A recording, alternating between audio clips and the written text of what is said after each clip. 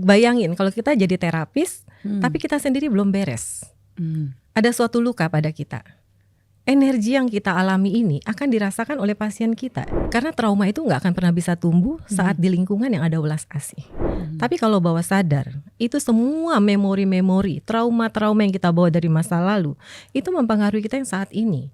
Hipnoterapi itu adalah terapi yang diberikan dalam keadaan hipnosis. Hipnosis itu apa? Hipnosis itu pikiran sadar kita rileks. Konsentrasi fokus kita meningkat, tapi analisa dan kritis kita menurun. Ini emosi yang semakin menggulung ini lama-lama gak tahan akan meledak. Dan akhirnya berdampak kepada fisiknya. Kalau misalnya sampai akarnya aja belum diberesin, itu kan akan tumbuh terus tuh daun-daun ilalangnya. Itu harus dicabut sampai akar-akarnya sehingga beres, sehingga gak timbul lagi luka yang dia bawa itu melukai orang lain. Karena pada orang yang terluka pasti akan melukai orang lain. Kenapa sih orang bisa adiksi? Apa sih yang dia cari? Sebenarnya bukan barangnya atau perilakunya itu yang dia cari, tapi apa? Rasa nyaman saat dia bisa menghindari luka-luka dalam yang dia bawa. Trauma-trauma yang dia alami ini yang gak diberesin akan terus turun sampai ke cucu, sampai ke buyut dan sebagainya. Maka harus segera kita putus sampai batas kita, sehingga kita gak lagi memberikan kemarahan kita, cara kita yang tidak baik ini kepada anak kita. Jadi dari reparenting diri sendiri bisa ke reparenting our parents.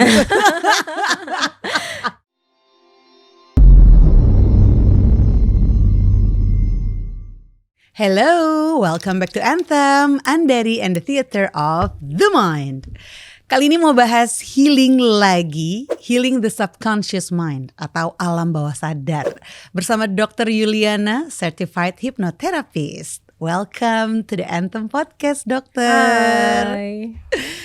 Enaknya manggil apa, Dokter Ana, Dokter Yuli, Dokter Yuliana? Dok aja dah. Dok, singkat aja. Jadi gak panjang-panjang. Dokter apa kabar hari ini? Baik, thank you. Thank you. Kamu gimana? Alhamdulillah baik, Dok.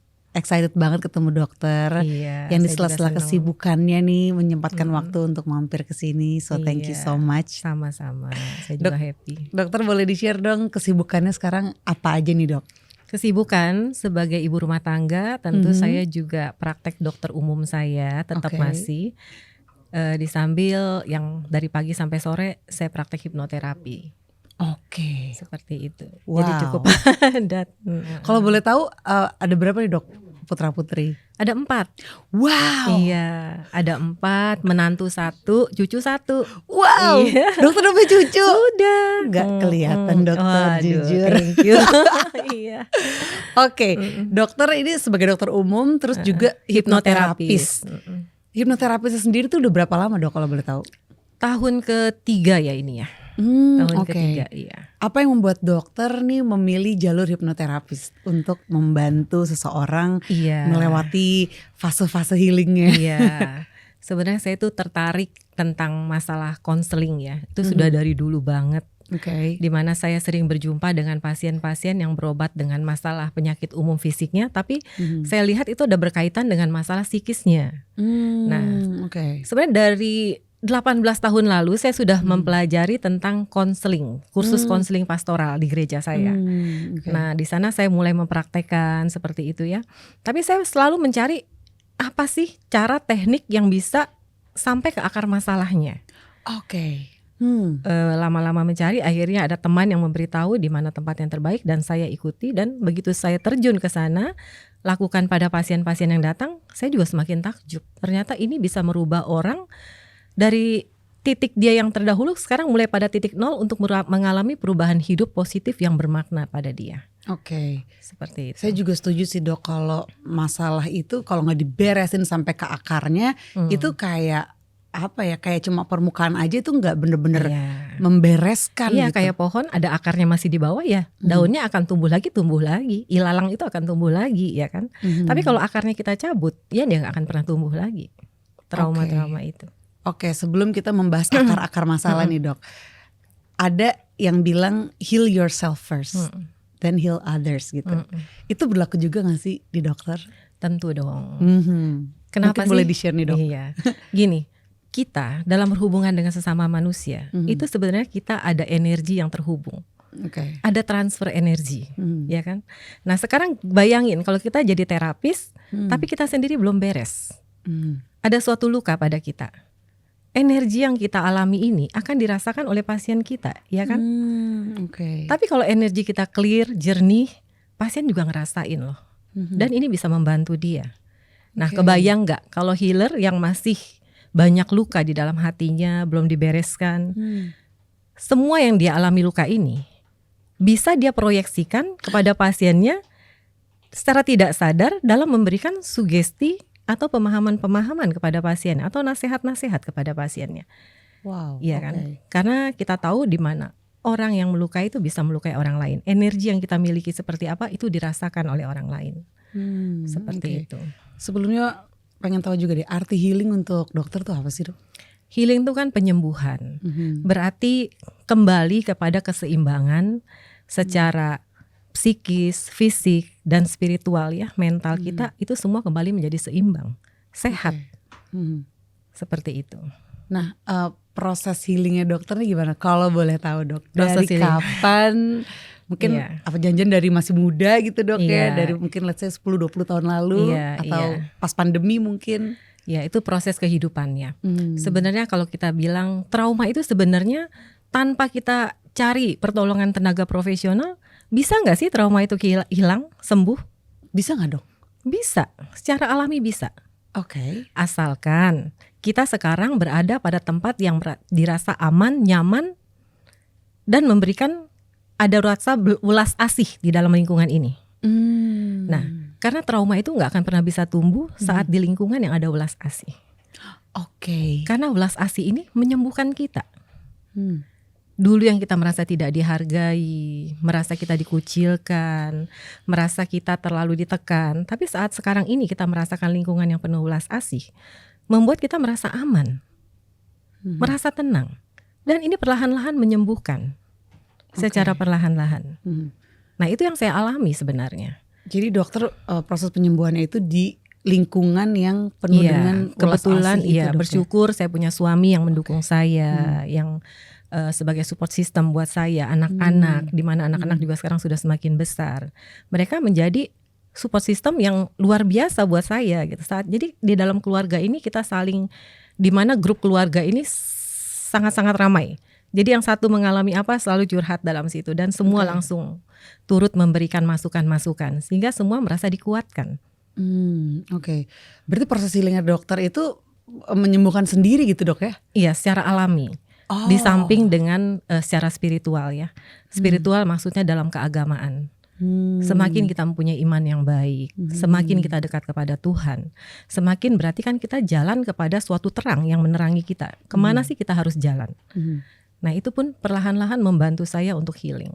Oke. Seperti itu. Kalau yang kita lihat sekarang nih ya, keadaannya gitu, isu mental health kan lagi naik-naiknya nih, Dok. Mungkin berawal dari pandemi gitu ya. Orang ketika disudutkan, ketika dia dihadapkan dengan dirinya sendiri, kok rasanya kayak gak betah nih, kok rasanya kayak ada gunjangan-gunjangan ternyata gitu ya, ketika ada isolasi mandiri dan lain sebagainya.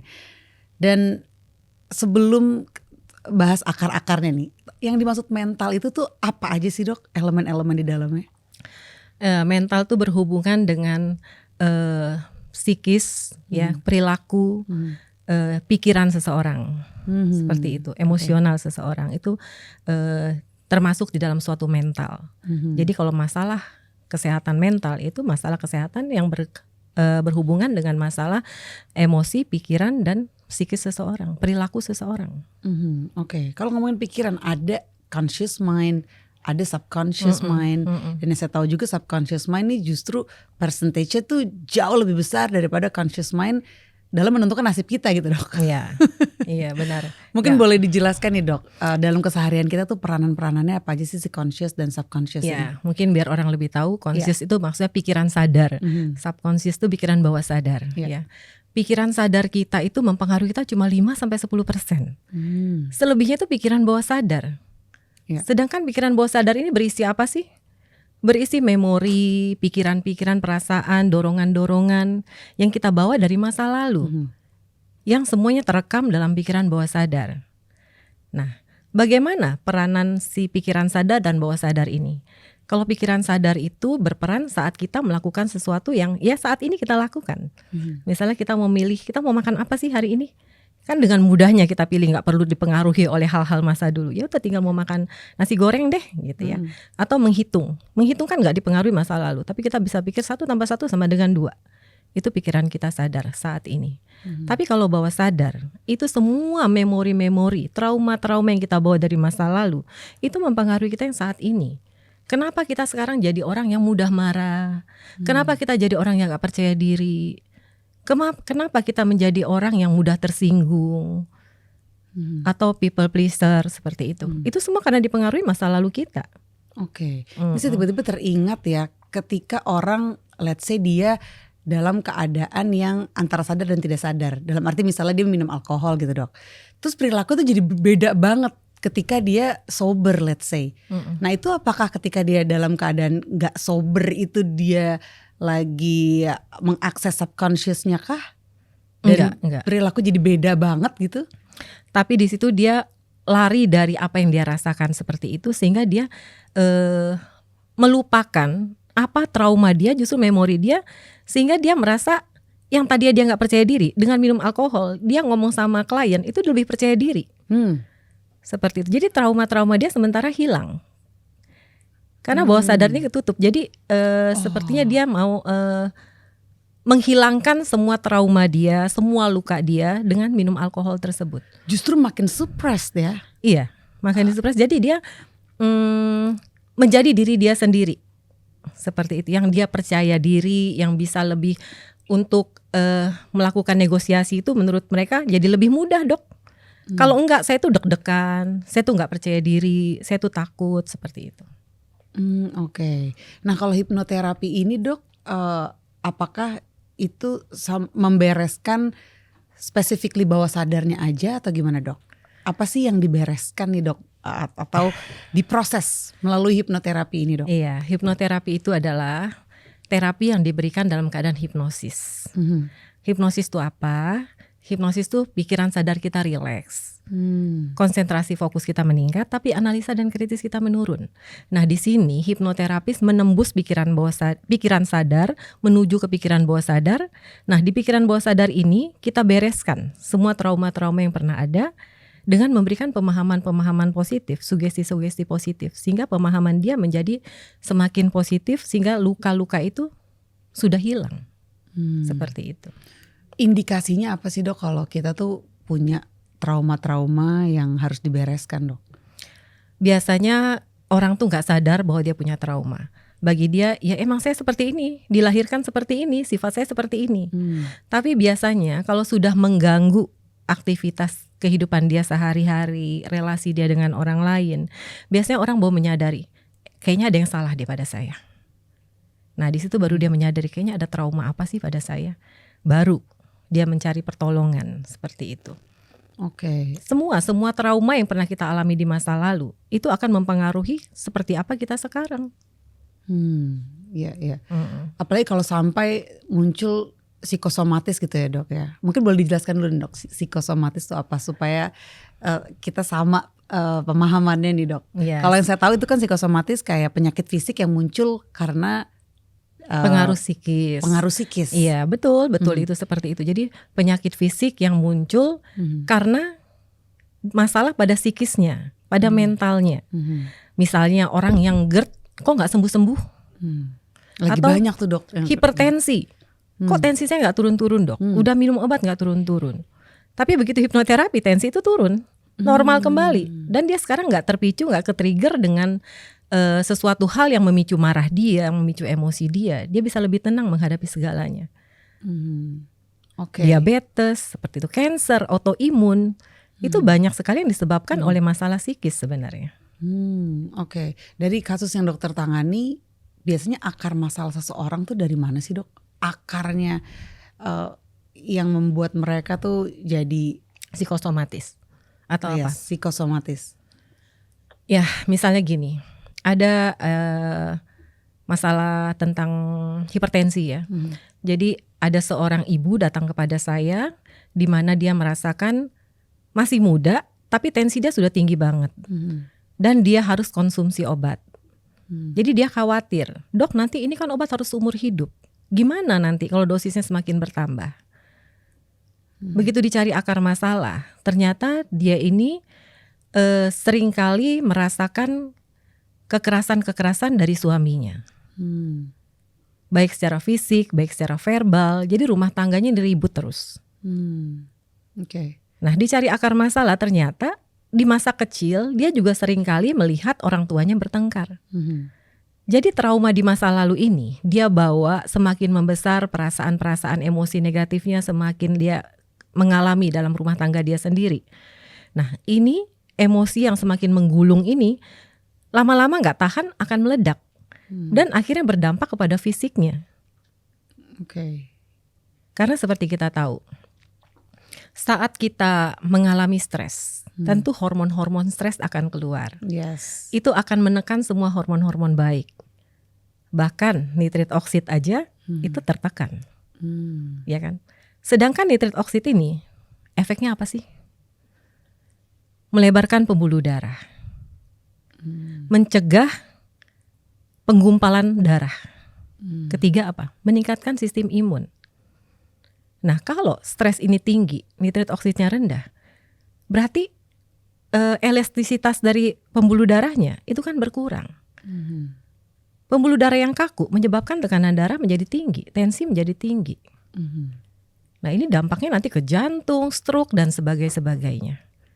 Padahal akar masalahnya ternyata ada suatu emosi kemarahan yang dia bawa dari kecil sampai sekarang dalam rumah tangga dia dan sebagainya. Nah, begitu diberesin, tensi dia sekarang normal. Kepicu juga dengan melihat suaminya marah dan sebagainya, dia bisa lebih tenang menghadapi.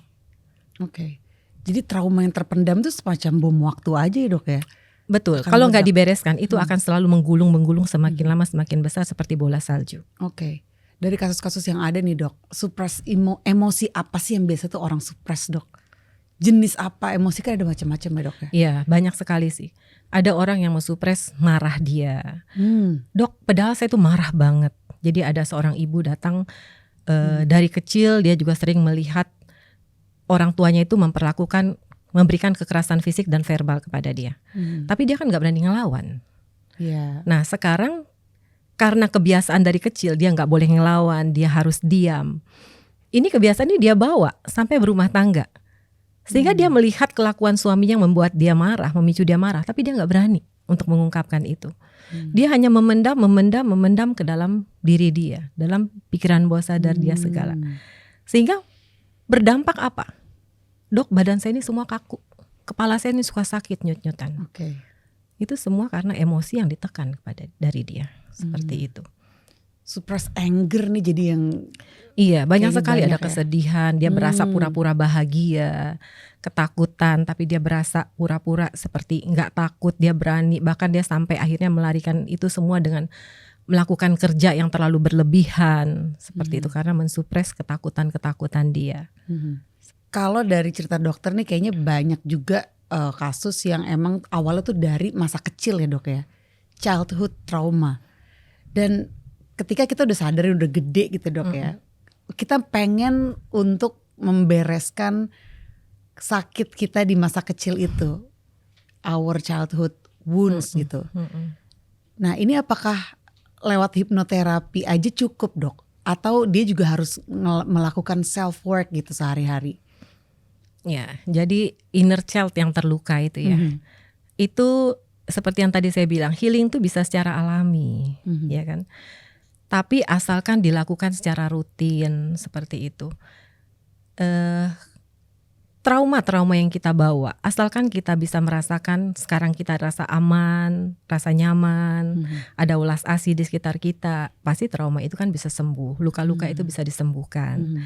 Tetapi kalau enggak, ya kita harus mencari pertolongan tenaga profesional.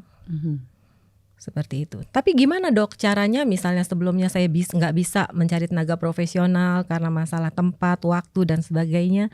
Gimana kalau saya menolong diri saya sendiri dulu gitu kan. Nah itu saya kasih formulanya, disebutnya napasku. Biar inget nih gitu ya. N itu apa? N itu latih nafas kita.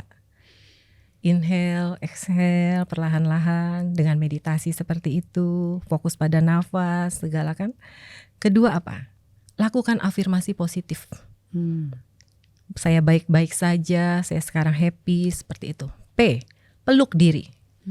Katakan bahwa ya saya sekarang baik-baik saja, saya memeluk kamu, kamu tenang. A itu ajak diri, amankan diri untuk menjauhi hal-hal yang membuat trigger. Sehingga kita tetap merasa aman sekarang. S, sentuh bumi, grounding. K, kendurkan otot dengan relaksasi seperti itu. U, ulurkan tangan, cari bantuan. Kalau emang semua ini sudah nggak bisa kita lakukan secara sendiri. Jadi nafasku ini bisa kita lakukan kalau kita belum bisa pergi kepada tenaga profesional. Wow, seperti itu. Keren banget ya. Napasku. Napasku. Itu formula dari Dr. Yuliana nih untuk kita pelan-pelan deh mencoba self healing sendiri, our inner child gitu. Iya. Dan yang berat juga nih Dok, ketika kita baru menyadari our childhood trauma ketika kita sudah punya anak gitu. Ini mungkin teman-teman millennials merasakan gitu ya, anaknya udah mungkin umur 8 tahun, udah 10 tahun, atau mungkin udah remaja, atau mungkin generasi X nih yang menyaksikan gitu ya, anaknya Gen Z sekarang baru sadar kalau wah gue sendiri juga ada childhood trauma nih yang harus dibereskan. Dan mungkin agak ngerasa guilty juga, wah kemarin-kemarin yang kita tahu golden age gitu ya, mungkin 0 sampai 2 tahun itu sebenarnya momen yang gue harus bener-bener pay attention 100% menjaga pertumbuhan anak gue, tapi waktu itu kayaknya gue sendiri belum sembuh dari trauma gue gitu. Malah menyebabkan luka pada anak gue gitu kan. Nah itu gimana Dok ya? Ya jadi banyak ya ibu-ibu datang itu, Dok saya tuh sering marah-marah pada anak. Kalau anak saya ajarin gak bisa Dok, tasnya itu bisa saya lempar. Setelah itu anak saya menangis, bukunya rusak, basah katanya gitu kan. Nah saat dicari akar masalahnya kenapa sih?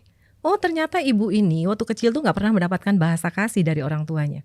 Orang tuanya dua-duanya sibuk bekerja mencari uang.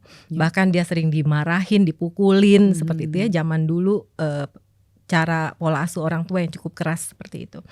Nah sehingga luka ini yang dia gak tahu bahasa kasih itu apa, gak ada teladan yang dia dapatkan dari orang tuanya, dia bawa sampai masa dewasanya. Jadi yang dia tahu cara pola asuh yang baik ya seperti yang teladan yang orang tuanya sudah kasih. Lakukan kekerasan, disiplin yang terlalu kaku gitu ya. Dia merasa itulah yang membentuk dia yang harusnya baik gitu kan. Tapi ternyata di masa sekarang saat dia sudah menjadi seorang ibu, ini menimbulkan luka buat anaknya. Dengan mengajarkan anak gak bisa dia lempar tasnya itu membuat luka pada anaknya. Nah sekarang gimana Dok? Seandainya luka ini sudah terjadi, udah terlanjur nih, sudah gitu. terlanjur seperti itu ya. Nah biasanya anak-anak itu mulai timbul, kita lihat masalah mental pada dia. Biasanya itu setelah pubertas. Di bawah pubertas mereka merasa ya emang seperti inilah parenting. Kalau saya dimarahin ya emang saya salah lah. Tapi setelah pubertas mereka baru sadar, kok ini yang dilakukan orang tua saya. Kok orang-orang tua teman saya nggak seperti itu. Nah itu baru dia merasakan bahwa ternyata dia timbul luka dari orang tuanya. Kenapa orang tua saya nggak sayang sama saya? Kenapa orang tua saya melakukan kekerasan-kekerasan kepada saya? Nah kalau sudah terlanjur ini, ya kita sebagai orang tua tetap harus minta maaf. Minta maaf dulu kepada anak kita. Terus menjelaskan kenapa kita melakukan seperti itu. Kita perlu bilang gak sih kalau kita pun juga ada trauma? Bisa, boleh. Nah sambil terus setelah itu ya bukan hanya menjelaskan saja tuh udah beres gitu kan, minta maaf sudah beres. Enggak, kita harus mencoba menjalin relasi yang baik dengan anak. Sehingga anak itu merasa dekat sama kita, berani mengekspresikan segala sesuatu sama kita, curhat sama kita. Seperti itu. Nah setelah itu ya jangan diulangi lagi. Nah kalau Dok saya gak bisa, saya sudah minta maaf, saya sudah jelasin, tapi terulang lagi Dok. Ya berarti ada suatu trauma, luka pada kamu yang belum kamu bereskan, yang harus kamu bereskan. Nah kalau kamu gak bisa dengan cara sendiri, ya butuh bantuan tenaga profesional untuk mencari akar masalah ini apa. Sehingga segera dibereskan, pemahaman menjadi positif, sehingga gak ada dorongan lagi untuk bisa marah-marah seperti itu. Tapi kan yang namanya healing itu kadang gak bisa instan ya Dok ya. Betul. Butuh waktu, butuh proses. During the process, Betul. kadang tuh masih suka ke-trigger, let's say, dan akhirnya kelepasan lagi ke anak gitu. Ketika seperti itu kasusnya harusnya seperti apa sih dok? Sebagai orang tua yang juga lagi on a journey healing dirinya sendiri. Iya, makanya saya bilang kalau misalnya sampai akarnya aja belum diberesin, itu kan akan tumbuh terus tuh daun-daun ilalangnya. Itu harus dicabut sampai akar-akarnya sehingga beres, sehingga nggak timbul lagi luka yang dia bawa itu melukai orang lain. Karena pada orang yang terluka pasti akan melukai orang lain. Jadi kalau misalnya kita merasa bahwa dok saya sudah usaha, udah mencoba untuk healing, tapi kok nggak bisa dok? Ya harus mencari pertolongan profesional, mencari apa sih akar masalahnya yang menimbulkan trauma pada dia di masa dulu sehingga ini dia bawa dan dia berikan lagi kepada anak. Pengen tahu juga deh dok, kalau sesi hipnoterapi gitu dok, pertama kali datang melakukan ada sesinya gitu ya, itu bisa langsung ketahuan akarnya nggak sih dok? Atau biasanya harus pertemuan beberapa kali? Atau tergantung orangnya deh dok, gimana dok? Ya, emang tergantung orangnya. Gini, maka di informed consent selalu saya tulis bahwa harus niat sendiri. Kalau niat sendiri, orang ini menyadari bahwa ada yang salah pada saya dan saya harus dibereskan, harus dicari apa akar masalahnya. Dia mau terbuka. Apa yang pernah dia alami di masa dulu, nggak ada yang dia tutup-tutupin. Kalau ada yang dia tutup-tutupin, ya berarti dalam satu sesi nggak akan bisa kelar. Tapi kalau dia cerita semua pelecehan seksual yang dia dapatkan, bulian yang dia dapatkan, orang tuanya seperti apa di masa dia kecil, ya ini dalam satu sesi juga pada umumnya banyak yang beres. Oke. Seperti itu. Harus being vulnerable gitu ya.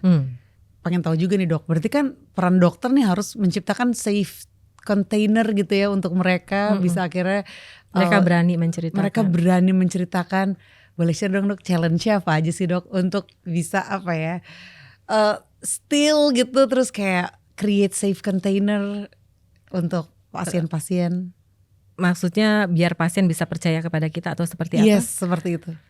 Ya sebenarnya gini, kita kan sebagai bukan hipnoterapis, saya sebagai dokter aja, kita kan harus punya etika ya untuk bisa menjaga kerahasiaan pasien.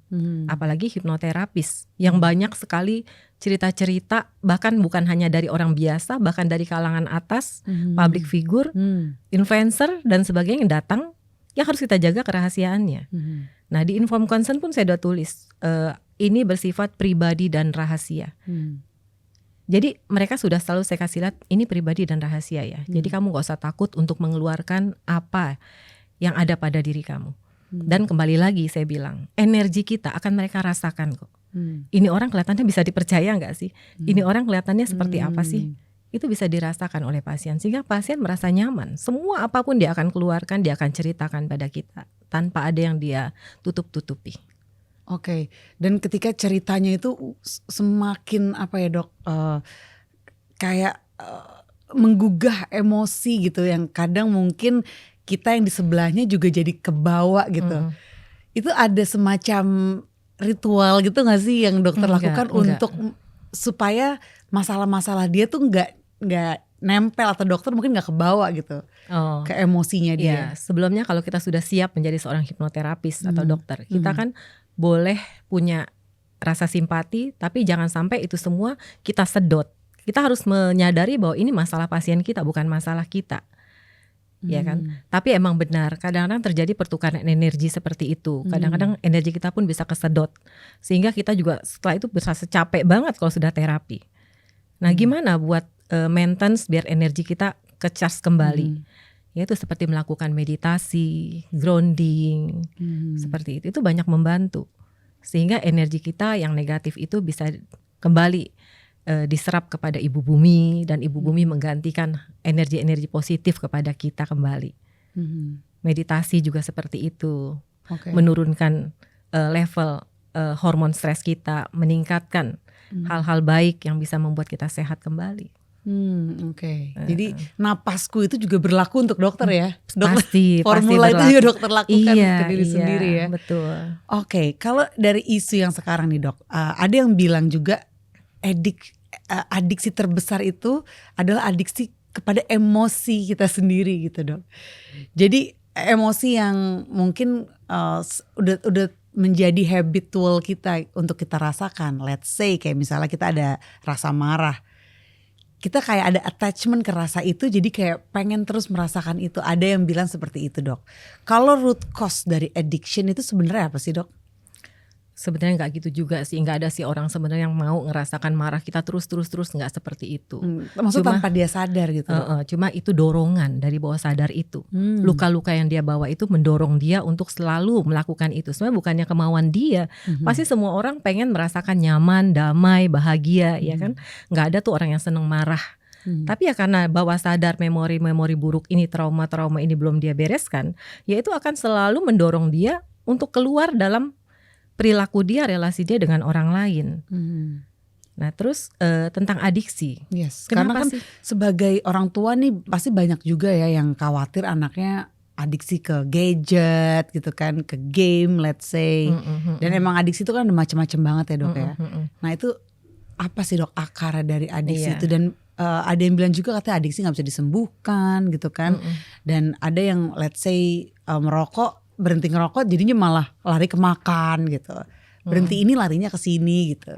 Ya, makanya kita harus tahu sebenarnya adiksi itu kenapa sih? Kenapa sih orang bisa adiksi? Apa sih yang dia cari? Apakah benar karena dia menyukai rokok itu aromanya atau apa? Ataukah bahkan kadang ada adiksi yang seksual, pekerjaan, gadget, perokok gitu kan, narkoba, makanan seperti itu. Sebenarnya bukan barangnya atau perilakunya itu yang dia cari. Tapi apa? Rasa nyaman saat dia bisa menghindari luka-luka dalam yang dia bawa. Sehingga dengan melakukan itu, dia sementara melupakan semua luka-luka yang ada pada diri dia. Sehingga kenyamanan yang diberikan karena bisa sementara melupakan kepahitan-kepahitan luka yang dia rasakan ini, itu membuat dia merasa ketagihan. Karena rasa nyaman yang dia dapatkan itu. Nggak nyaman dikit, pokoknya larinya ke situ. Lari, karena kalau nggak lari kemana? Itu biasanya pada orang tua yang kurang memberikan perhatian, anak yang merasa kesepian, anak yang merasa tidak dihargai, ditolak, sehingga dia merasa nggak ada tempat untuk berlari kepada orang tuanya. Dia mencari suatu hal di luar sana yang bisa membuat dia merasa nyaman, merasa dipenuhi keinginan-keinginannya. Jadi macam-macam sebenarnya ya root cause dari addiction itu ya, Dok? Banyak sekali sebenarnya. Salah satunya kesepian tadi ya. Yes, betul. Makanya ada seorang psikiater dari Kanada bilang apa? Pada orang yang adiksi, jangan ditanya mengapa kamu bisa adiksi, tapi ditanya kenapa luka hati yang kamu alami itu. Jadi fokus kita adalah kepada luka hati orang yang adiksi ini. Ada mengalami luka apa dia di masa lalu? Atau luka apa yang dialami sekarang sehingga dia mencari pelarian kepada hal-hal yang membuat dia adiksi tersebut. Ada yang dia merasa kesepian, ada yang dia berlari karena dia merasa stres melihat pasangannya marah-marah terus, ada yang karena dia nggak percaya diri. Seperti yang kecanduan alkohol ya, pasien saya datang, dok saya tiap hari minum alkohol itu bisa botol besar bisa sampai banyak deh setiap hari, Senin sampai Minggu. Ternyata akar masalahnya adalah saat kecil dia sering mendapatkan kekerasan dari orang tuanya. Dia sering melihat keributan dari orang tuanya. Dia merasa gak nyaman dalam rumah saat dia masa kecil dulu. Nah itu pun kembali terjadi saat dia menikah sekarang. Istrinya juga membawa luka dari masa lalunya sehingga rumah ini selalu ribut. Relasi mereka selalu tegang. Nah jadi si suami ini mencari pelarian dengan cara alkohol. Di sana saat itu dia bisa merasakan nyaman, dia merasa tenang, dia nggak stres perlu berhadapan dengan istrinya ribut terus seperti itu. Tapi begitu emosi-emosi yang dia bawa dari kecil ini kita beresin, dia kabarin apa? Dok sekarang saya minum alkohol hanya 1 kali seminggu dan itu pun sedikit. Saya sadari minumnya, jadi bukan karena adiksi lagi. Seperti itu. Hanya dengan membereskan lukanya. Berarti pertama yang akan kita alami ketika on a healing journey, ketika kita menyadari oh ini addiction dan kayaknya saya harus melakukan sesuatu nih terhadap luka batin, itu berarti kita harus merasakan si luka itu naik ke permukaan gitu kan, Dok, dan merasakan ketidaknyamanan itu kan, Dok. Itu berat juga ya, Dok, maksudnya merasakan ketidaknyamanan apalagi kalau tidak terbiasa. Dan yang saya juga pelajarin gitu ya, yang namanya healing itu adalah kita harus mau dan willing lah gitu untuk merasakan ketidaknyamanan itu gitu, dan membiarkannya untuk mengamatinya aja gitu. Ya sebenarnya memvalidasi emosi kita gitu loh ya, merasakan bahwa ya dengan healing itu sebenarnya gini. Maka kalau misalnya kadang-kadang orang tuh nggak menyadari loh trauma dia itu apa, nggak sadar, tanpa dibantu dengan tenaga profesional gitu. Dengan tenaga profesional itu dalam keadaan hipnosis, dia itu kan kita bawa regresi. Regresi mencari akar masalahnya. Jadi ada yang mundur kepada past life, ada yang dalam rahim mama, ada yang masa balita, remaja dan sebagainya. Nah di sana kadang-kadang setelah hipnoterapi selesai, dia bilang, dok, kok nggak nyangka dok, ternyata itu akar masalah saya. Yes, jadi proses tidak nyaman itu kalau memang kitanya nggak kuat gitu ya, ya memang udah harus datang bantuan. Iya. Kadang-kadang juga kita nggak sadar loh, apa trauma kita yang pernah kita alami itu dulu nggak sadar. Apalagi kalau udah sampai ke past life dok. Iya, sampai ke past life, betul. Itu ada banyak gak sih dok yang trauma itu berasal dari past life? Lumayan. Oh ya? Lumayan. Okay. Itu dari beberapa kehidupan sebelumnya dok kalau boleh tahu. Ada yang sampai 2 kehidupan sebelumnya. Oh oke. Saya itu zaman apa dok? Itu nggak tahu di jam apa, cuma dia bilang saya lagi di pinggir pantai, tiba-tiba saya dicekek katanya gitu, dan dia merasakan susah bernafas seperti itu. Tapi begitu jadi sebelum ini dia merasakan bahwa kayaknya dok dulu ada past life saya deh, pernah saya diinihin gitu, maksudnya diajak melihat bahwa kayaknya saya dicekek gitu kan. Tapi ternyata begitu regresi dalam hipnoterapi, dia merasa, oh dok ternyata bukannya saya dicekek, tapi saya lompat ke dalam laut dan saya gak bisa bernafas lagi, sehingga saya merasa kesulitan bernafas. Jadi bunuh diri gitu loh. Wow. Oke, bisa setelah menyadari itu gimana tuh dok? Itu kan, nah itu kan kita bereskan. Bereskan bagaimana, apa sih yang dia harapin di saat itu. Enggak, karena kan kita berarti kayak merasakan lagi kan ketika dia masa itu kan. Dia luar biasa itu reaksinya. Jadi yang sampai kayak yang dia alami saat itu, perasaan itu dia benar-benar kelihatan dari fisiknya aja kelihatan. Jadi sampai yang ketakutan seperti itu. Jadi dia alami kembali emang. Nah tapi kita beresin di situ sehingga hal itu tidak menjadi trauma lagi buat dia.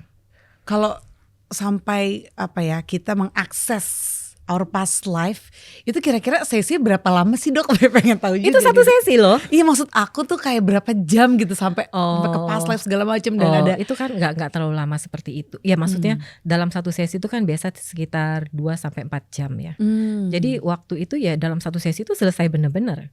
Kayak misalnya dia merasa dia mundur ke kehidupan yang 2 generasi sebelumnya gitu ya, yang dia merasa dikejar-kejar oleh seseorang yang saya nggak tahu siapa yang mau mencekek dia bilang itu kan. Terus kehidupan selanjutnya dia dalam suatu keluarga di mana suaminya marah-marah sama dia, mau mencelakakan dia juga. Nah ini semua dia bawa sampai ke masa sekarang dan membuat dia mengalami berbagai penyakit fisik. Dari GERD dia, dari suka migrain dia, rasa tiba-tiba sedih seperti itu. Nah setelah diberesin akar masalahnya, sekarang dia merasa apa? Lega dok, enak banget, plong banget dia bilang seperti itu. Selanjutnya nih dok, kalau kita berbicara tentang fear gitu ya, rasa takut itu kan juga bermacam-macam ya dok ya. Fear of missing out, let's say, termasuk fear of judgment, macam-macam lah gitu. Nah untuk kayak overcoming fear ini menurut dokter caranya gimana sih dok? Untuk orang-orang, karena menurut saya tuh fear itu juga biang kerok tuh dok dari semua masalah. Menurut dokter sendiri gimana? Nah fear ini sebenarnya ada juga trauma masa lalu yang dia bawa gitu loh. Bahkan kenapa? Anger aja juga sumbernya itu dari fear ya gak sih dok? Bisa dari fear, bisa juga enggak. Tapi dari kemarahan yang dia bawa dari masa dulu, tapi dia nggak bisa ungkapkan karena sebagai anak kecil. Nah kalau fear ini dia kadang-kadang ya dia karena ketakutan-ketakutan yang dia alami dulu dari berbagai hal, berbagai macam trauma yang bisa orang alami membentuk fear ini. Misalnya dulu mengalami pelecehan seksual, dulu mengalami bulian. Hal-hal ini membuat dia merasa jadi was-was. Menjadi fear ini berdampak kepada perilaku dia yang bermacam-macam di masa sekarang. Dia merasa jadi nggak percaya diri, merasa kalau ketemu orang yang lebih dari dia merasa gugup, nervous, seperti itu. Anxious atau anxiety itu juga part of ya dok? Yes, sangat. Oke. Dan ada kayak hal-hal yang kayak terwarisi nih dok ke kita gitu, atau let's say transgenerational trauma gitu ya, yang tanpa kita mau, tanpa kita sadar itu kayak udah diwarisin aja gitu dok. Itu kalau yang dokter tahu tentang transgenerational trauma tuh apa sih dok? Contohnya gini kasus deh ya, misalnya dok, mama saya itu pemarah dok.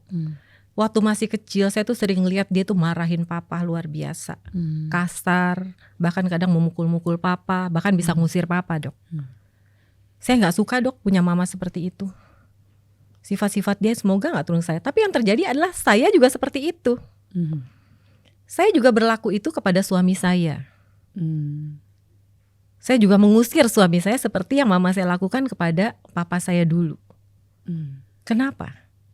Ya karena teladan yang dia alamin, dia lihat bahwa oh sebagai seorang ibu, sebagai seorang istri itu seperti itu kepada suami.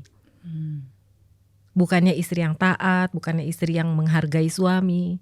Tidak. Nah dia sebagai perempuan, tanpa sadar dia mengalami ini juga yang dia lihat dari ibunya saat dia kecil. Nah ternyata ibunya juga kenapa bisa seperti itu? Ibunya juga melihat dari neneknya. Nah jadi contoh-contoh ini, trauma-trauma yang dia alami ini, yang gak diberesin, akan terus turun sampai ke cucu, sampai ke buyut dan sebagainya. Maka harus segera kita putus sampai batas kita, sehingga kita gak lagi memberikan kemarahan kita, cara kita yang tidak baik ini kepada anak kita. Jadi anak kita selanjutnya bisa mempunyai keluarga yang harmonis, yang seperti itu, relasi yang baik dengan suaminya. Oke. Dan saya juga tiba-tiba kepikiran nih dok ya, kayak setiap orang itu punya potensi dia itu bisa memutus mata rantai trauma dari generasi-generasi sebelumnya gitu dok, atau ancestral trauma gitu. Nah apalagi di generasi yang lebih muda nih dok ya, yang kalau emang belum diputus dari atasnya gitu kan, berarti kan dia menampung beban berat sekali tuh dok. Ada gak sih dok yang kasus seperti itu yang datang ke dokter gitu, yang emang ini kayak udah ancestral trauma nih dari dulu banget dan apa ya kayak udah ada di genetik kita gitu dok. Iya. Ancestral trauma dengan transgenerational ini kadang-kadang kayak tumpang tindih ya. Orang merasa mirip-mirip padahal kayak ancestral ini kan karena ada keyakinan dari leluhur kita yang kita bawa terus-menerus. Misalnya nih contoh, leluhur kita merasakan bahwa hati-hati ya, kalau ada cicak sampai jatuh ke kepala kita, berarti kita akan hidup sial. Bahkan begitu lihat cicak aja reaksi mereka kita lihat dari kecil terlalu berlebihan. Nah ini kita bawa di masa dewasa kita. Sehingga ada pasien datang kepada saya, dok saya fobia cicak. Kenapa? Saya bilang, saya takut dok, kalau cicak itu ada di rumah saya tiba-tiba dia jatuh ke kepala saya bisa sial dong. Karena itu belief yang dibawa dari keturunannya, leluhurnya. Nah tapi setelah ini kita bereskan, kita balik ke akar masalahnya, di mana saat itu dia melihat buyutnya seperti apa, neneknya seperti apa, dan kita bereskan, kita kasih pemahaman-pemahaman positif, sugesti positif. Sekarang saat dia melihat cicak, ya biasa aja. Ternyata cicak itu nggak membuat sial kok, seperti itu. Dari usia berapa sih dok orang tuh boleh melakukan hipnoterapi ini dok? Paling kecil tuh usia berapa dok? Hipnoterapi ini sebenarnya kan terapi yang kita masukkan dalam hipnosis kan. Nah kalau anak-anak yang belum bisa berkomunikasi dengan baik, tentu kan dia nggak mengerti apa sih yang kita bacain, apa sih yang teknik-teknik yang kita berikan, seperti itu ya. Jadi kebanyakan yang datang kepada saya 10 tahun aja, kalau dia sudah mengerti cara komunikasi, kita melihat anaknya, anak yang pintar biasanya lebih mengerti, lebih mudah paham teknik yang kita berikan, itu bisa masuk ke dalam keadaan hipnosis. Tapi kalau di bawah itu atau anak yang masih kekanak-kanakan, itu sulit. Nah ini yang terutama orang tuanya. Kenapa anak ini bisa timbul masalah? Ini biasanya timbul karena luka yang diberikan orang tuanya. Cara pola asuh yang salah yang diberikan orang tuanya, yang orang tuanya juga bawa dari kakek neneknya, seperti itu. Nah biasanya kalau anak-anak kecil seperti ini, saya lebih anjurkan coba yuk orang tuanya dulu yang lakukan penyembuhan diri dulu. Kalau anaknya dimasukkan ke dalam hipnoterapi untuk dibereskan, tapi orang tuanya sendiri gak berubah, tentu luka ini akan diberikan lagi kepada anak. Gak beres-beres. Jadi bukannya seperti masuk ke mesin cuci, laundry, keluar sudah bersih. Tapi kalau di sana di sekitarnya masih ada noda, kotoran, debu-debu, ya kotor lagi nih anak. Oke. Seperti itu. Jadi sebelum anaknya, orang tuanya Sebaiknya, dulu gitu. kalau misalnya kita melihat ada sesuatu pada anak kita coba sadari dulu. Apakah ini pengaruh dari pola asuh kita yang salah? Kalau emang ada, kenapa pola asuh saya bisa salah? Perilaku-perilaku emosi apa yang saya berikan pada anak saya sehingga anak saya menjadi seperti ini? Apakah itu bisa saya hilangkan? Bisa saya rubah? Nah kalau nggak bisa, ya berarti ada suatu trauma yang harus kamu beresin sehingga kamu tidak menjadi orang yang terluka dan memberikan luka pada orang lain. Oke. Ini semoga semua orang tua nih mendengarkan nih dok ya, yang emang mungkin belum pernah melakukan self reflection terkait trauma-traumanya gitu ya, dan tanpa sadar dia menimbulkan trauma ke anak-anaknya gitu. Nah, cuma kadang ketika kita kayak ngerasa kayak gue harus terapi deh gitu, kayaknya gue harus healing deh, cuma suka menunda-nunda gitu dok. Nah, procrastination ini kan juga jadi apa ya, masalah besar gitu ya di sekitar kita gitu. Iya benar. Termasuk saya pribadi pun juga masih aja tuh kadang suka procrastinate gitu, kayak menunda-nunda. Kalau akarnya dari procrastinate itu apa sih dok? Banyak ya sebenarnya seperti itu tuh bukannya kita bilang dia jadi orang yang malas gitu ya, menunda-nunda, males banget sih lu, bukannya cepet-cepet diberesin gitu kan ya. Tapi hal-hal menunda ini sebenarnya ada suatu hal trauma yang dia bawa dari dalam masa kecilnya dulu.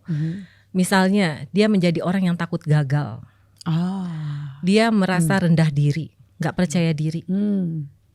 Ataupun saat ini emang dia lagi overwhelmed, sehingga itu semua merasa aduh nggak mungkin deh gue lakuin, nanti dulu deh itu kan. Tapi kalau masalah overwhelmed itu misalnya ada yang membantu, yang mendukung dia, pasti juga dia akan mengerjakan dengan cepat selesai. Tapi kalau masalah trauma, takut gagal, nggak percaya diri, saya nggak mampu, saya nggak bisa, wah ini harus diberesin traumanya. Jadi ada anak yang datang kepada saya, dia sedang mengerjakan tugas akhir skripsinya. Padahal harusnya sih tinggal sedikit lagi. Tapi mamanya bilang, dok dia gak mau kerjain dok, males banget. Baru mau mulai berhenti lagi, mulai berhenti lagi. Ternyata akar masalahnya apa? Akar masalahnya anak ini pernah dibully saat kecil, gak diajak berteman sama teman-temannya. Apa yang dia buat, dia gambar-gambar, dikatain jelek lah, dikatain apalah, sehingga dia gak percaya diri dengan itu. Nah saat sudah kuliah, dia mengerjakan suatu Proyeknya ini teman-temannya namanya satu tim kan, kadang-kadang boleh dong memberikan kritik dan saran gitu kan. Ini salah deh, harusnya begini. Bagi dia kritik saran itu nggak bisa dia terima. Dia nggak mau menerima kritik saran ini, sehingga dia malah meninggalkan proyek tersebut gitu ya. Dan saat dia mengerjakan skripsi, dia merasa apa? Diri dia ini tidak mampu. Dia selalu mendapatkan kritikan-kritikan dari orang-orang sekitarnya. Sehingga begitu dia menghadapi suatu hambatan sedikit aja dalam mengerjakan skripsinya, dia merasa aduh kayaknya emang gak bisa deh saya, gak mampu deh saya. Nah tapi begitu trauma ini diberesin, rasa percaya diri dia kembali tumbuh, ya dia sekarang punya semangat tuh ngerjain skripsinya tersebut. Karena saya pun juga baru menyadari nih dok ya, kadang suka gemes ketika anak lagi ujian gitu ya, belajar dong gitu kan, terus dia buka buku, terus dia kayak ngelakuin hal yang lain gitu. Terus kadang dia diem dulu, terus akhirnya baru ketika dicek sejam kemudian baru ngerjain satu soal, let's say gitu. Ternyata saya pribadi pun gitu ya, menyadari kalau oh iya gue pun juga, misalnya saya mau ngerapiin wardrobe gitu ya, lemari gitu. Cuma tuh kadang akhirnya ke distract, ngelihat handphone gitu kan, scrolling. Terus akhirnya oh iya udah setengah jam nih, kok gak mulai-mulai gitu. Nah bedanya kita kayak menunda-nunda yang kita sadari entar dulu deh, sama kondisi freeze gitu dok. Kadang-kadang tuh kita kayak mau ngelakuin sesuatu cuma kok nggak dapet moodnya nih, feelingnya, nggak dapet energinya. Nah itu mungkin kita yang overwhelmed tersebut gitu. Kita terlalu burn out, terlalu banyak sekali yang sudah kita kerjakan sehingga energi kita juga udah habis. Misalnya anak sekarang ngeles ini, ngeles itu dan sebagainya. Sehingga untuk memulai sesuatu kayak rasanya aduh bentar sih, saya mau tenang sebentar, mau rileks sebentar, seperti itu. Sama yang seperti kamu juga misal mau beres-beres rumah, tapi mau mulai aduh bentar lah medsos dulu deh. Karena medsos itu kan memberi kenyamanan, ya kan? Rasanya senang melihat apa di luar sana seperti itu. Tapi kalau kita mau energi kita sudah habis, ya rasanya males melakukan itu. Nah, coba kita sadari bahwa mungkin sudah kelebihan nih apa yang kita lakukan, aktivitas kita, coba kita belajar istirahat sebentar gitu kan. Ada me time buat kita. Belajar lagi mericas diri kita dengan melakukan hobi seperti itu. Sehingga energi kita timbul kembali. Apapun kita mau lakuin apa punya semangat, punya kekuatan seperti itu. Kadang yang dilupakan sama orang tua yang ya mungkin udah terlalu overwhelmed gitu ya dengan ngurus rumah, dengan dia bekerja, itu juga nourishing their inner child yang juga sampai akhirnya nggak tahu hobi gue apa ya. Gue pengen deh nourishing my inner child tapi nggak tahu hobinya apa gitu. Apa sih yang sebenarnya gue suka gitu. Dari kasus yang dokter tangani banyak yang akhirnya menemukan hobinya gitu ya setelah hipnoterapi, atau mungkin akhirnya gue akhirnya tahu nih apa yang gue suka. Sebenarnya sih kadang-kadang kita tuh sudah sadari hobi kita saat kita kecil. Sebenarnya kita sadari kita senang nyanyi, kita sedang menggambar. Tapi kadang-kadang itu semua dihambat oleh orang-orang sekitar kita. Yang bisa bilang ngelihat gambar kita, aduh gambar begituan mah jelek banget. Kita pas SD menggambar, itu pakai anak TK gitu kan. Sehingga kita untuk meneruskan itu gak punya kemauan lagi. Rasanya gambar saya jelek. Padahal sebenarnya dia punya minat di situ, punya bakat di situ. Tapi kadang-kadang orang tua hanya karena males ngelihat anaknya cuma menggambar aja, nggak mau belajar, sehingga dengan mudahnya ngomong seperti itu sama anak, tanpa dia tahu bahwa efek ini, dampak ini nggak baik buat anak. Menekan minat bakat anak seperti itu. Oke. Waktu itu saya juga sempat bahas terkait konsistensi yang ternyata yang membuat orang tidak konsisten melakukan hal yang mungkin sebenarnya kayaknya gue pengen deh, let's say start entrepreneur, atau kayak gue pengen deh untuk berkarya hal A, let's say gitu ya. Tapi akhirnya terhambat karena ada dissonance gitu. Kayak ada konflik-konflik batin atau perseteruan gitu kan di pikirannya, kayak udah deh lo gak bakal bisa. Yang kayak berantem gitu, dissonance gitu ya dok ya. Betul. Dan itu kan menggemaskan karena saya yakin semua orang pasti pengen menemukan their own authenticity gitu. Jadi kayak semacam ada blocking gitu. Journey to authenticity ini apa ya? Kayak kadang yang ngeblok tuh apa aja sih dok? Untuk orang akhirnya tidak align gitu dengan. Itu karena harga diri dia dari kecil nggak pernah ada, nggak pernah didapatkan dari orang tuanya. Sehingga orang tua ini nggak pernah apresiasi dia, nggak pernah memvalidasi dia atas kelebihan-kelebihan yang dia punya. Apalagi misalnya ya. Ada satu kasus nih ya, ada seorang anak datang kepada saya, dia merasa bahwa dok, saya itu merasa takut melakukan apapun untuk memulai apapun dalam bisnis saya. Rasanya aduh takutnya gagal, nanti udah keluar modal banyak gagal lagi. Jadi belum mencoba sudah takut duluan. Padahal saya bilang kegagalan itu adalah hasil dari pembelajaran. Dengan gagal kita tahu apa yang harus kita lakukan. Nah ternyata akar masalahnya apa? Saat masih kecil, si anak ini pernah mamanya ngomong, ada suatu peramal ngomongin mama bahwa kamu itu anaknya punya potensi tapi kamu itu gak akan pernah bisa melangkah. Coba, ini di ngomongin ke anak tersebut. Jadi anak ini terekam di bawah sadarnya bahwa saya sebenarnya bisa, tapi saya ini orangnya emang gak pernah bisa melangkah. Jadi membuat mental block. Belief ini terbawa sama dia sampai masa dewasanya. Nah, dalam hipnoterapi dibereskan, diberikan pemahaman bahwa peramalan itu kan bukan sesuatu yang menentukan masa depan kita. Siapa sih peramal itu? Semua atas kuasa Tuhan. Nah, setelah ini dia merasakan bahwa ya dia sekarang punya semangat. Saya berani sekarang memulai, dok. Seperti itu. Berarti emang banyak ya masalah-masalah yang didapatkan solusinya itu melalui hipnoterapi. Banyak sekali. Karena dengan hipnoterapi ya kita masuk ke dalam menembus bawah sadarnya dan mencari apa itu akar masalah yang sampai membuat memori-memori buruk pada diri seseorang anak dan dibawa sampai masa dewasanya. Kalau perbandingan gitu dok, kita healing tanpa hipnoterapi dengan hipnoterapi itu apa aja sih dok ya proses-proses di hipnoterapi yang akhirnya bisa mempercepat proses kesembuhan gitu dok? Ya karena hipnoterapi langsung dibawa ke akar masalah. Langsung dibawa ke dalam alam bawah sadarnya apa yang membentuk memori buruk, trauma-trauma buruk pada diri seseorang. Kalau akarnya itu yang seperti saya bilang dicabut, ya sudah hilang semua. Tapi kalau dengan cara afirmasi seperti itu ya, itu kan harus continue, repetitif, nggak bisa instan, dan harus didukung oleh lingkungan yang bisa membuat dia merasa terdukung untuk berubah. Dia bisa merasa aman, nyaman, dan welas asih seperti itu. Kalau dia nggak bisa temuin lingkungan itu, ya sulit bagi dia untuk self healing. Terus gimana dok ketika udah hipnoterapi nih, misalnya ketemu dokter, let's say gitu ya, terus akhirnya udah dibedah nih traumanya tuh apa gitu. Cuma ketika pulang ke rumah, lingkungannya tuh tidak aman gitu. Apa yang harus dia lakukan? Apakah dia harus mengasingkan diri dulu gitu dok sampai healing atau memang harus ya pindah lingkungan, ganti lingkungan? Makanya sebenarnya di dalam napasku tadi kan ada A yang membuat diri, mengajak diri untuk memberikan rasa nyaman menjauhi orang-orang yang men-trigger. Itu salah satunya. Kalau kita ke-trigger terus lama-lama juga ya kita nggak akan tahan kan.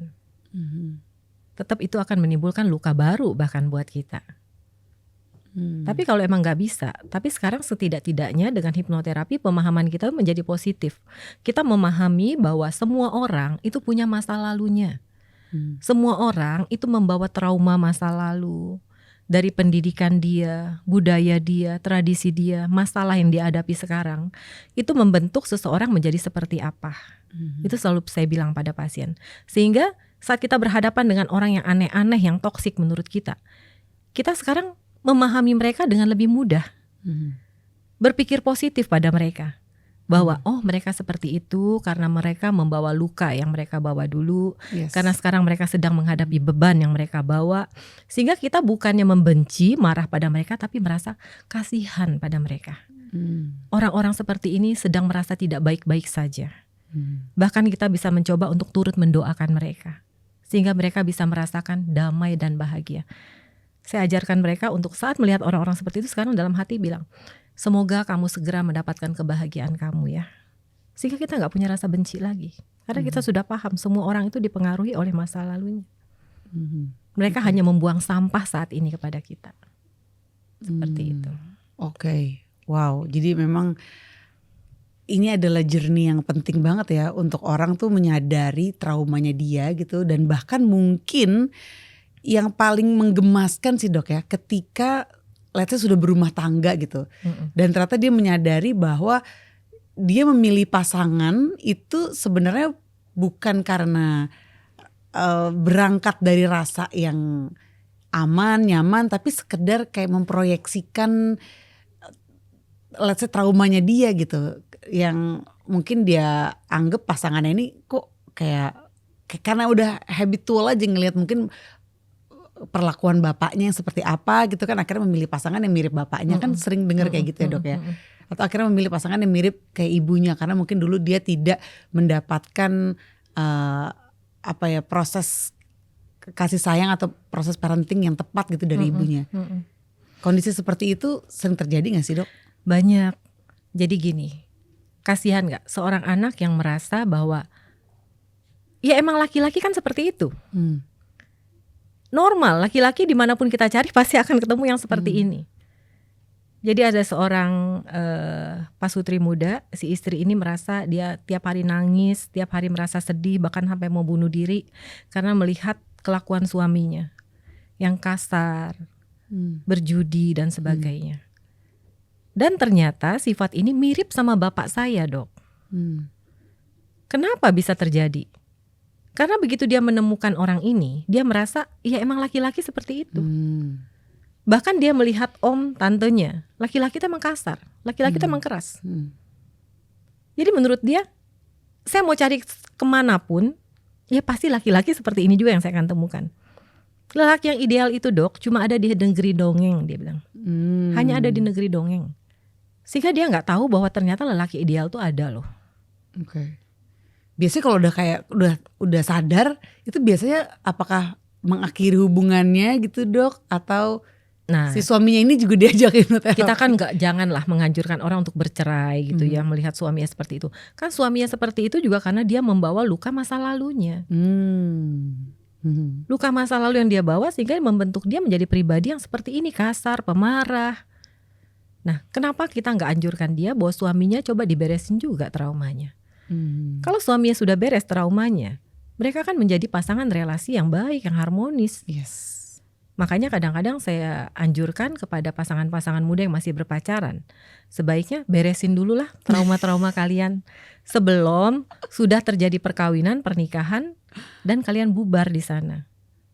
Wow, itu penting banget. Iya. Beruntung nih ya untuk Gen Z gitu yang menyaksikan tayangan ini gitu kan, Iya. yang kayak emang masih single lah gitu, Yes, masih cari-cari betul. jodoh. Nah, Iya. mendingan cek dulu trauma, dan kalau ketemu Iya. pasangan gitu kan, calon pasangan nanti gitu, istri atau suami, mendingan cek dulu traumanya. Wah, itu penting Jangan banget sampai sih. kita menciptakan generasi-generasi baru yang membawa luka juga, Betul. ya kan? Yes. Habis-habis nanti ini trauma transgenerasi ini terus-terusan turun. Karena saya sih suka banget sama kata reparenting, itu kayak semacam second chance gitu. Karena kan kita tidak mungkin menyalahkan orang tua dong, ya kan? Saya sih lebih setuju kalau memaklumi aja itu mungkin yang orang tua berikan ke kita itu adalah yang terbaik yang dia bisa pada saat itu. Mungkin dia juga memang memendam banyak trauma juga gitu kan. Jadi dengan adanya istilah reparenting tuh kayak melegakan aja gitu somehow dok. Nah, untuk proses reparenting ini tuh seberapa sulit sih? Maksudnya kayak challenge-nya tuh biasanya apa aja sih untuk kita reparenting ourselves? Ya, mungkin banyak yang belum tahu di sini reparenting itu apa sih gitu kan.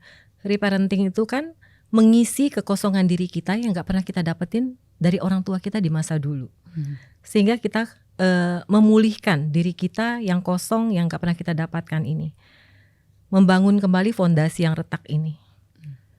Nah, ini pun ada slogannya, ada apa namanya, hal yang bisa saya berikan di mana ini bisa kalian ingat, gitu, seperti sayang, gitu ya. Kita ini kan aku layak disayang. Dari masa kecil sebenarnya kita layak kok disayang, tapi trauma yang kita alami menjadikan kita seperti ini. Nah, coba kalian ingat, sayang, apa sih sayang itu? Ini buat melakukan reparenting secara sendiri ya. Ini yaitu dengan S itu apa? Sadari luka-luka kita. Kira-kira apa sih yang pernah kita alami luka di masa lalu yang kita gak dapatkan dari orang tua? Kedua, ajak bicara lembut kepada diri kecil ini. Y, yakinkan dan validasi emosi kamu. Kita boleh menangis, boleh takut, gak apa-apa, gak usah malu untuk menangis. A, buat aturan batasan yang sehat.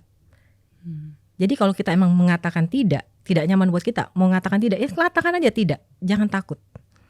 Kadang kan banyak orang dengan luka masa lalu merasa menutupi, iya aja, people pleaser, ya kan. Terus N, nyaman, buat diri kita merasa nyaman. Rawat diri kita kecil ini, diri kita yang kita mau reparenting ini sebagai diri kecil yang harus kita rawat, di mana kita bisa mendapatkan makanan yang enak, yang nyaman, tidur yang cukup, kita bisa melakukan hobi-hobi kita yang dulu terpendam, melukis, bernyanyi, atau apapun. Satu lagi apa? G, gunakan ini secara kontinu. Ini gak bisa instan. Ini harus repetitif. Tapi kalau ini selalu kita lakukan terus-menerus, percaya deh, reparenting ini baru akan berhasil. Oke. Wow. Seperti itu. Menarik banget dokter, banyak formulanya ternyata dokter Yuliana. Jadi tadi untuk sehari-hari tuh napasku. Terus kalau spesifik mau reparenting tuh pakai rumus sayang tadi. Kadang nih dok ya, kita sudah tahu si inner child kita ini butuhnya ini nih gitu. Let's say kayaknya gue harus mengembangkan bakat terpendam gue nih di olah suara, olah vokal gitu, nyanyi atau mungkin gambar. Cuma kadang untuk melakukan, untuk ke arah situ memulainya tuh kadang suka masih ada kayak tarikan-tarikan, udahlah nggak usah, lo nggak ada waktu untuk ngelakuin itu gitu. Itu gimana tuh dok untuk ngedorongnya? Apakah harus segera bertemu dengan hipnoterapis? Ya kalau emang itu emang nggak terlalu penting-penting banget, emang kita lagi sibuk banget, ya kan nggak sampai urgent banget ya harus kita lakukan itu. Tapi kalau emang ada dorongan untuk kita melakukan yang sebenarnya bakat kita yang terpendam dulu, tapi ada sesuatu yang menghalangi kita untuk melakukan ini, ya berarti ada trauma yang belum beres. Misalnya ada yang merasa tidak percaya diri seperti itu kan, rasanya udahlah dari dulu juga saya dibilangin suara saya jelek kok. Padahal belum tentu bener jelek sih. Masih ada blocking. Kadang-kadang berarti ya. ada orang isengan, jelek banget suaranya, padahal mah enggak gitu kan. Tapi itu membuat ya mental block seperti itu. Jadi merasa suara saya ini gak baik. Jadi ngapain juga saya kembangin bakat saya seperti itu. Padahal ada dorongan dari dia mau untuk dia bisa menjadi penyanyi yang terkenal seperti itu. Oke. Kalau kayaknya dokter ini kan juga antusias banget ya dok ya untuk bisa membenahi gitu generasi-generasi penerus bangsa nih. Supaya punya alignment atau kesehatan tuh yang holistik gitu ya, gak cuma fisiknya aja tapi mentalnya juga gitu. Menurut dokter sekarang nih di generasi muda deh di Indonesia itu kondisinya gimana sih, kesadaran mereka tentang mental health nih dok, dan harapannya apa dok untuk generasi muda? Kesadaran untuk mental health sebenarnya mereka sih sekarang malah lebih sering membuat self diagnose kepada diri mereka sendiri loh. Karena di medsos sekarang kan mereka mudah sekali melihat. Ya kan? Yes. Nih kalau seperti ini NPD, kalau seperti ini bipolar, kalau seperti ini. Tanpa sebenarnya belum tentu diagnosa itu pas buat dia. Tapi hanya mengambil berapa poin aja dia langsung mendiagnosa diri dia seperti itu gitu. Bahkan mendiagnosa orang lain kadang gitu dok. Itu lebih bahaya lagi. Nah itu bahaya lagi. Jadi langsung menjudge orang gitu kan. Kayaknya pacar gue ini NPD deh. Nah iya, rasanya udah gak bakal bisa berubah deh. Padahal kan belum tentu seperti itu. Nah makanya itu kadang zaman sekarang ini Gen Z kan era internet. Ya kan, semua informasi mudah mereka dapatin. Cara mendiagnosa, apa itu masalah dalam mental health, apa itu masalah trauma-trauma, wah mereka sekarang mudah sekali baca. Jadi kadang-kadang mereka sudah menyadari sendiri apa yang mereka alami. Nah kalau mereka punya kesadaran untuk membereskan ini, yaitu akan semakin lebih baik. Mereka menjadi orang yang semakin lebih punya percaya diri, mereka semakin punya tanggung jawab, mandiri, punya semangat di dalam menjalani hidup dia seperti itu. Kalau dari generasi muda nih kayaknya dokter seperti optimis gitu ya dok ya. Mereka ini udah aware dengan kondisi mentalnya, tinggal gimana prosesnya. Kalau bisa jangan asal diagnosa gitu kan, yang akhirnya mungkin jadi arah penyembuhannya, arah healingnya juga jadi nggak tepat gitu. Dan juga jangan hanya bisa mendiagnosa tanpa membereskan. Ya kan? Mereka harus beresin dong. Jangan cuma tahu tapi udah biarin aja emang gue begini gitu kan. Wah itu makin parah nantinya gitu. Jadi kayak memvalidasi sesuatu yang belum tentu benar. Ketika merekanya udah oke nih dok, udah oke, gue udah di jalan healing gitu ya, gue udah mulai menyadari, tapi pengen ngasih tahu generasi yang atasnya. Let's say generasi X atau mungkin baby boomers yang kayaknya nih, atau mungkin yang atas lagi kolonial gitu dok ya. Yang mereka tahu nih sebagai si anak atau si cucu, kayaknya nih dia harus diberesin nih gitu. Ada saran gak sih dok? Caranya gimana ya untuk kayak mengajak generasi yang atas ini juga untuk membereskan traumanya gitu. Dokter sendiri ada keresahan gak sih dok? Ya emang seperti itu ya yang dialami kan. Misalnya anak-anak sadar bahwa orang tuanya itu ada suatu masalah pada mereka. Ya kadang-kadang sulit sih bagi anak ini untuk menyampaikan ini semua kalau emang dari antara anak dengan orang tua gak ada kedekatan. Yang ada kalau mereka bersuara dimarahin, sok pinter kamu, sok ngerti kamu, tahu apa kamu. Gak berani. Tapi kalau memang anak ini ada kedekatan dengan orang tua, anak ini mudah loh memberikan masukan-masukan, memberikan informasi-informasi bahwa sepertinya ada suatu luka pada mama, ada suatu luka pada papa atau nenek kakeknya. Tapi kalau gak ada kedekatan ya sulit. Gak mungkin kan, takut malah dia, mau ngomong aja takut kok, mau menyampaikan saran aja takut, apalagi mau berusaha seolah mendiagnosa ini ada suatu salah pada kamu yang bisa membuat trauma pada saya. Wah takut banget, gak berani. Oke. Tapi kalau seseorang udah healing gitu dok ya, udah kayak membenahi dirinya, itu kayaknya untuk berkomunikasi dengan siapapun kayak jadi lebih mudah ya nggak sih dok? Kayak apalagi untuk menyentuh atau kayak mengajak sharing gitu ya hal-hal yang sensitif gitu. Kayak misalnya kesehatan mental segala macam. Iya, kita kan sudah berubah, tapi orang tua kan kita belum. Orang tua kita kan masih membawa trauma-trauma zaman VOC yang keras, yang maunya diturutin, didengerin. Gimana dia bisa masuk mendengarkan nasihat si anak?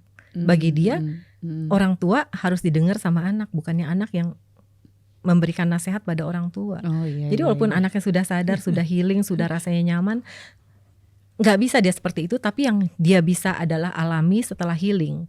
Dia melihat orang tuanya seperti itu, melihat kakek neneknya seperti itu. Ya dia sudah sekarang merasa bisa lebih menerima, memahami bahwa di balik semua itu sebenarnya orang tuanya sayang sama dia. Hanya karena masa lalu, trauma yang dia bawa, sehingga cara pola asuhnya ya seperti itu gitu. Oke. Jadi dari reparenting diri sendiri bisa ke reparenting our parents. Ya, tapi kita percaya juga di mana satu orang diselamatkan dalam suatu keluarga, seluruh keluarga akan diselamatkan, akan mengalami perubahan. Oke. Karena gini, kita itu nggak bisa fokus kepada untuk mengubah orang lain.